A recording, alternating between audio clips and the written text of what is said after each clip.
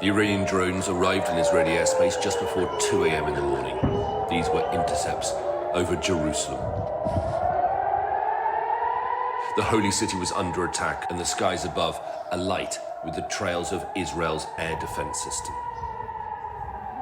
The region had been on edge for days, but this was a bigger, far more dangerous retaliation than many expected. The US government seemed to have warning that the attack was coming. President Biden cut short his weekend by the beach in Delaware and flew back to the White House to be with his national security team. He was watching and monitoring events from the Situation Room as the attacks unfolded. The Israeli military warned people to stay close to bomb shelters as the nation braced. Dozens of unmanned aircraft were intercepted outside the borders of the state of Israel, with the total number of threats launched was over 200. The IDF does and will do everything that is required to protect the security of the citizens of the state of Israel.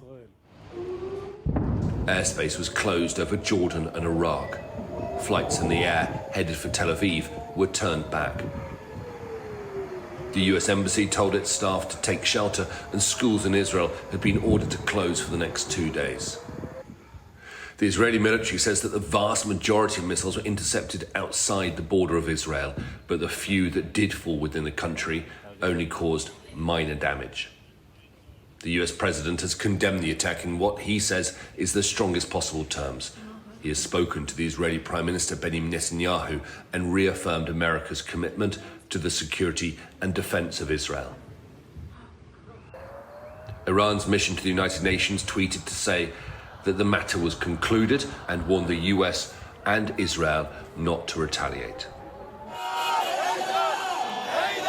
The attacks were celebrated by regime supporters in Tehran. They might be satisfied by the response, but Israel might feel it has no choice but to retaliate. This could still be just the beginning.